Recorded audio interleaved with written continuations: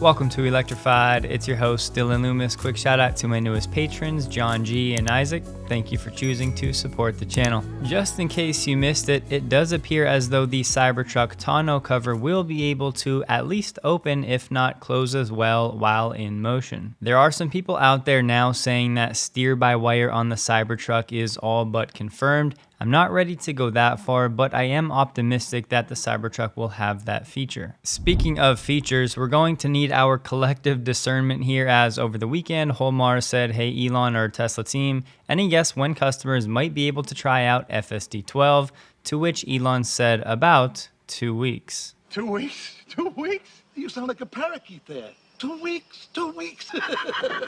Well, 2 weeks, it's amazing.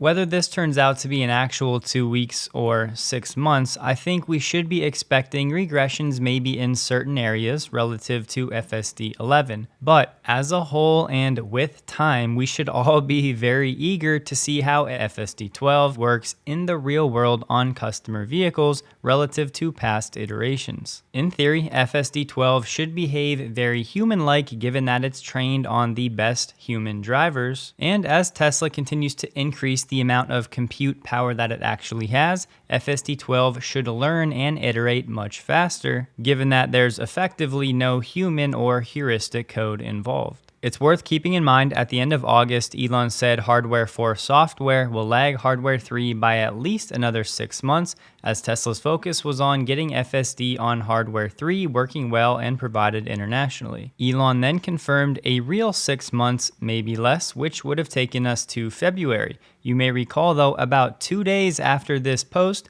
FSD actually rolled out to hardware 4 vehicles. To me, it does seem like this response from Elon is a form of trolling. It's the ongoing joke in the Tesla community and oftentimes with Holmars about 2 weeks turning into 2 months or 2 years. However, I have to say in about 2 weeks is the Cybertruck launch, so maybe Cybertruck rolls out with FSD 12 for customer deliveries, because those initial deliveries will go to trusted entities or employees at Tesla. Timelines like this are always subject to change, but FSD 12 has been operating in shadow mode as far as we know, so if that's been going well for the past few weeks, then maybe we do actually see this with the first Cybertruck deliveries. With that said, I will not be holding my breath, but what do you guys think? We're not going to dive into this one because I'm not sure how prevalent this problem really is specifically with the Model 3, but if you're somebody that owns one and your Model 3 has smelled and you haven't figured out why, this video may be able to help. The TLDW, this duct has a drainage port in the bottom that leads to where some cabin filters are, and when the vehicle sucks air into the cabin, sometimes forcefully, water can actually get onto those filters. So just in case any of you are experiencing this problem, this video should be very helpful and will be below. For those of you interested in service mode, the .38 update adds a new menu for brake service. This menu will also show your wheel speed readout from the sensors. Tesla continually giving more access to the DIY community. Supercharge.info is now telling us Tesla has 200 supercharging sites in Canada,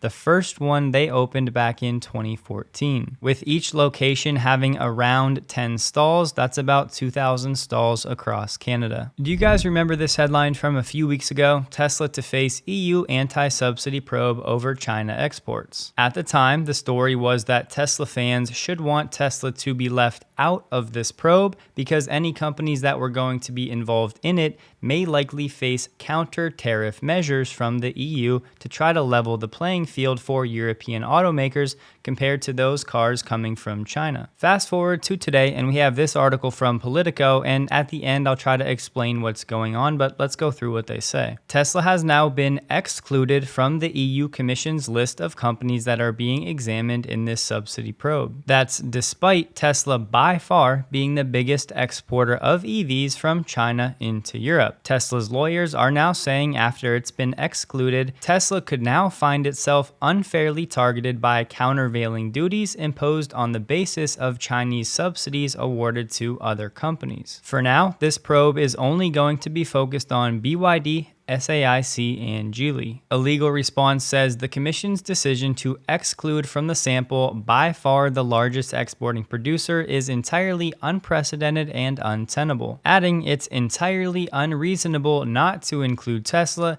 given it exports more than the three selected firms to Europe. In the first half of this year, Tesla accounted for 39% of all EV exports from China. So why would Tesla want to be included? They're saying the range of companies included in the sample helps determine the level of subsequent countervailing duties, aka what any future level of tariffs against these Chinese or other companies will actually be to level the playing field for the Europeans. If the Commission finds proof of subsidies for the three companies they're looking into, it'll calculate an average extra duty that will apply to all imports of EVs coming from China, even those like Tesla that were not part of the sample. And they say non-sampled companies, presumably any companies not BYD, SAIC, or Geely, get a weighted average of the individual duties. So if I'm reading this correctly, it sounds like whether Tesla's included in the probe or not, they may eventually face some level of these counter tariffs. So the only reason it would make sense for Tesla to actually be upset they were not included is if their inclusion would change the ultimate level of those tariffs they may face. The EU Commission is saying that their selection of those three companies was on the basis of their export volume, which leaving out Tesla wouldn't make any sense,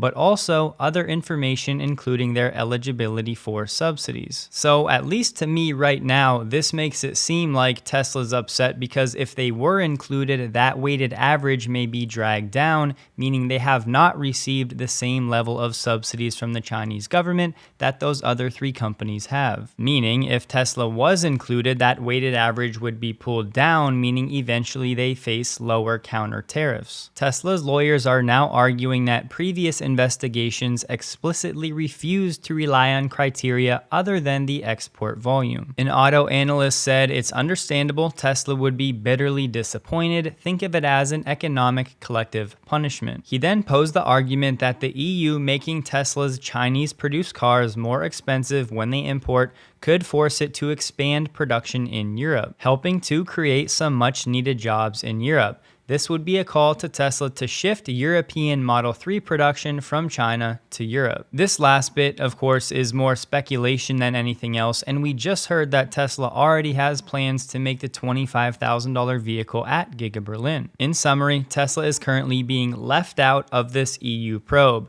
They're upset because had they been included, those potential counter tariffs may have been lower because Tesla has not been receiving the same level of subsidies as those other three companies. And if Tesla's lawyers are correct that leaving Tesla out in something like this doesn't really have any historical precedent, this then becomes a thinly veiled way for the EU to try to slow Tesla down in the European market. And yes, this would slow down other Chinese EV makers importing into the EU, but it would effectively be punishing Tesla for the sins of these other three Chinese EV companies, benefits Tesla has not even been receiving. There was a lot of chatter over the weekend about some terms and conditions being updated for Tesla when it comes to the Cybertruck. Specifically, in the first year of ownership, you would not be able to resell your Cybertruck unless you gave Tesla written notice first, and they gave you written notice back that it was okay, with Tesla having the ability to buy it from you, allowing for a bit of depreciation. And anybody that does not comply, Tesla could come after you for $50,000, and they have the right to never sell you a Tesla again. Here's the deal though, I went back and pulled the actual terms and conditions directly from Tesla, and that Cybertruck portion is now gone unless I'm missing something. In the version I'm seeing, they do have a section about no resellers, but again, nothing at all specific to Cybertruck. Here are the terms and conditions that were shared on X over the weekend, and as you can see, it was right after that section no resellers where it had this part for Cybertruck only. But again, for me, pulling this document right now from the Tesla website, it does not have that Cybertruck section, and I've tried it 5 or 6 different ways. If this is still true, why would Tesla do this? Well, one, they're production constrained. Since the demand is going to be high and the supply is going to be low, Tesla doesn't want people buying cars, flipping them for a profit, and then having the customer pocket that difference rather than Tesla. 2, there are also plenty of people that have more than one Cybertruck reservation, so if they were planning to flip their vehicle for a profit,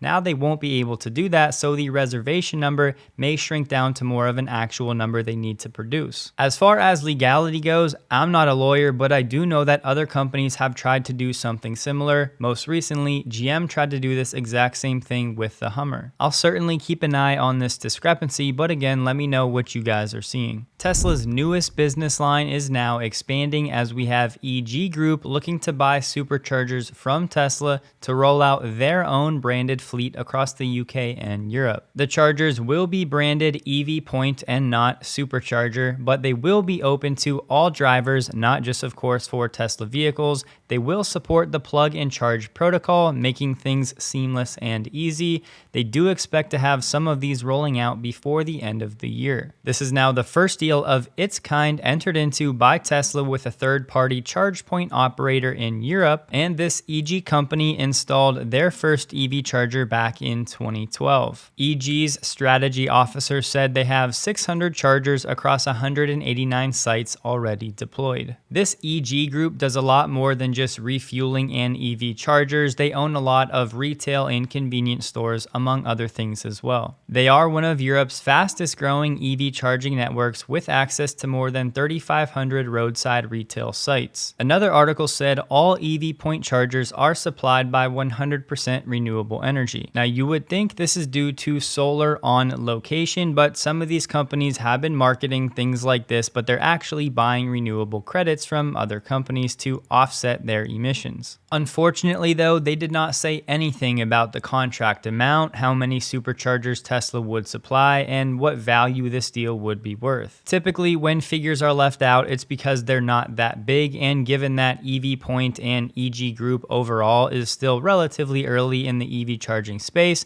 this deal is probably not massive. However, the first domino has to fall in the EU and the UK, and this is that domino. I really hope in time we get some more clarity on what this deal will look like for Tesla. We know there will be some level of hardware margin on the sale, but could Tesla have some recurring revenue when it comes to allowing these companies to integrate with the Tesla network when it comes to these locations showing up on in-car navigation, on their apps, and of course when the customers are paying for that electricity that's supplied by Tesla hardware. I bet a few of you will remember this. Back toward the end of 2021, Herbert Diess was warning that if VW slowed its transition to EVs, it could cost the company 30,000 jobs. Fast forward to today, and we have this report from Electro Auto News saying that VW leadership will be having a meeting this Friday, the 17th.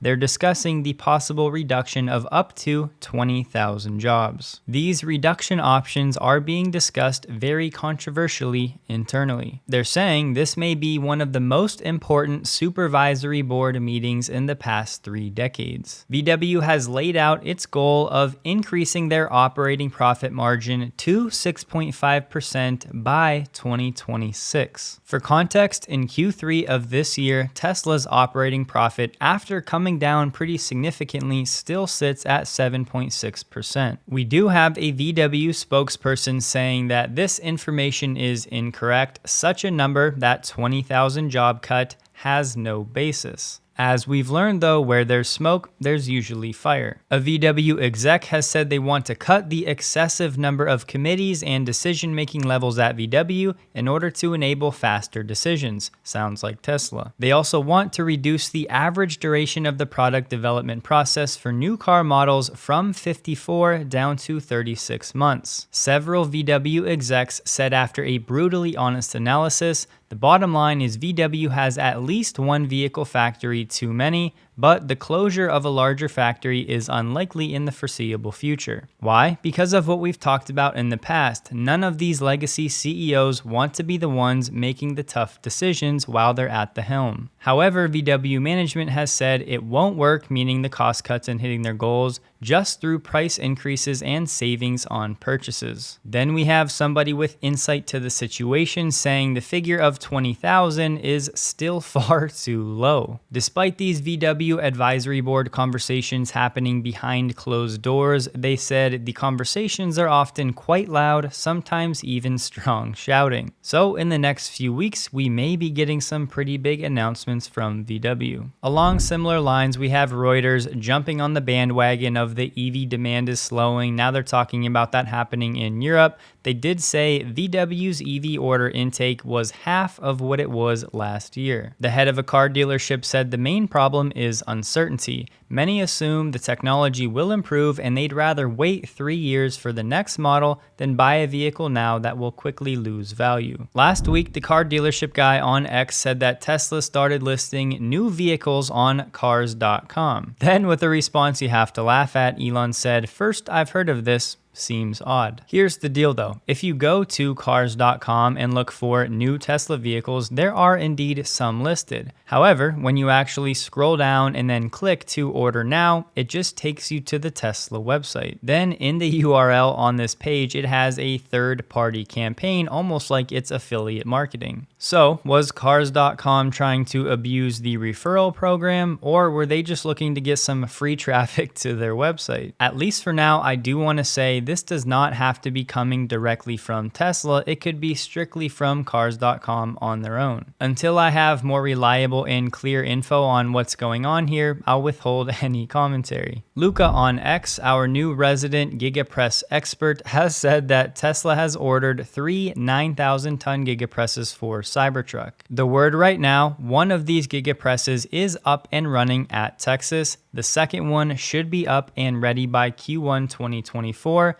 and the third one is still to be built. Joe Tetmeyer shared some images of plenty of Cybertruck castings at Giga Texas, and I believe once they have that second Gigapress operational Q1 of next year, that would mean they would use one for the front castings and one for the rear. That according to Luca's sources. A quick word on the Tesla Sweden strike. I am in touch with some people in Sweden right now that may have some insight into the situation. I'm working on talking to them. No promises, but I'll see what I can do. Did want to share this post about fears growing for Tesla owners in Sweden, thinking that Tesla may actually leave them and leave Sweden altogether. And yes, while I do think this is on the table, I'm not ready to say it's a likely outcome.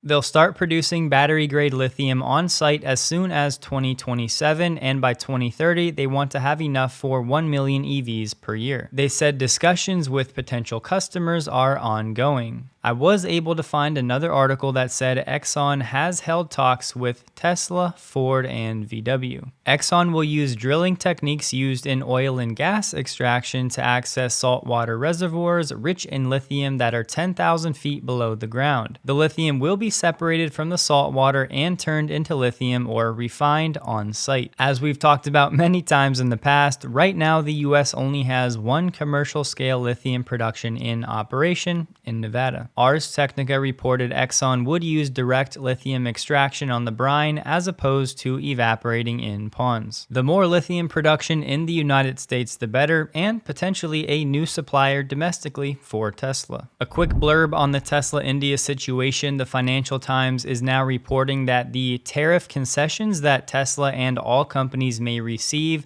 would have some kind of sunset clause, meaning they would not last into perpetuity and potentially they would only last for a few years. It should be obvious by now, but India is pretty serious about protecting its local players. However, it appears as though Elon will visit India this week when he was originally scheduled to do that next year. If you've been following along, the drumbeat for Tesla India has been pretty steady over the past few weeks, and with this visit, maybe they're a lot closer to coming to a deal than the media would lead on. Both sides will be negotiating and posturing publicly, but in the next few weeks, maybe we get an announcement. We have Parker's, a company from the UK, with their new car awards for 2024. The car of the year went to the MG4 EV. But Tesla is not going home empty-handed, as they won the best company car. There's nothing in this write-up that would be new for us here, and of course, if the Model Y is the best-selling car in the world, you would expect it to win a few awards along the way. Joe Biden and the Indonesian president, Joko Widodo, will be meeting today, kicking off preliminary talks toward a critical minerals agreement.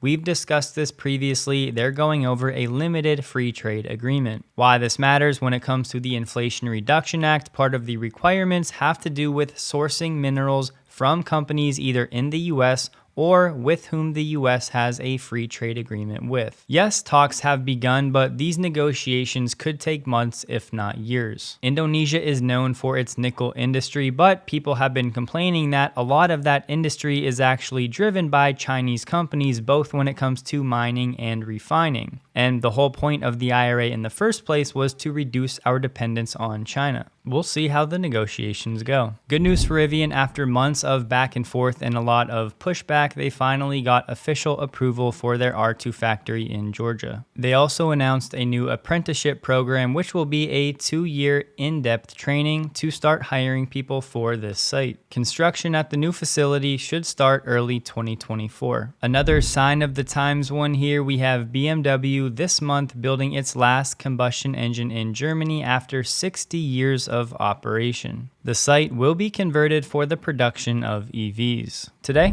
Hyundai broke ground on a $1.5 billion plant dedicated to making EVs in South Korea. They're aiming for mass production of vehicles from the plant in Q1 2026. The factory will have an annual capacity of 200,000 units, and the first model to be built, an SUV from Genesis. A storyline to watch in the Chinese EV market: there are plenty of companies, not just in the auto industry, but tech companies looking to get involved, kind of throwing things at the wall and just seeing what sticks before the ultimate consolidation happens. We have Huawei, who is well known for making smartphones and other tech in the Chinese world, looking to become an auto supplier specializing in tech like car operating systems and assisted driving. They've already partnered with at least 5 automakers to launch EVs. Huawei wants to get its tech into as many platforms as possible so that when the market eventually consolidates, it's partnering with as many survivors as possible. Volvo just released its EM90, but it's targeted at the Chinese market, so we're not going to dive in too far unless we get an announcement that eventually it'll make it to the States. Volvo is of course under the parent Geely corporate umbrella, so this vehicle is going to share a platform and a powertrain with the electric Zeekr 009. Previously, Polestar had said that their upcoming 6 was only going to be limited to 500 production units. Now they're saying they'll make as many as the demand warrants. Polestar also unveiled the final production version of the upcoming Polestar 5. Here you have it. They said their goal is to launch this vehicle in 2024. No pricing as of now. We have Stellantis offering buyouts to roughly half of its US salaried workers in a move to reduce headcount and cut costs for their transition to EVs. Employees will have until December 8th to accept these buyout offers. Today, Nvidia announced its new chip, the H200, after Tesla recently talked about setting up their cluster of H100s. This new chip should be available Q2 2024, so we'll see next year if Tesla buys any of these. I hope you guys have a wonderful day. You can find me on X, linked below. Please like the video if you did, and a huge thank you to all of my Patreon supporters.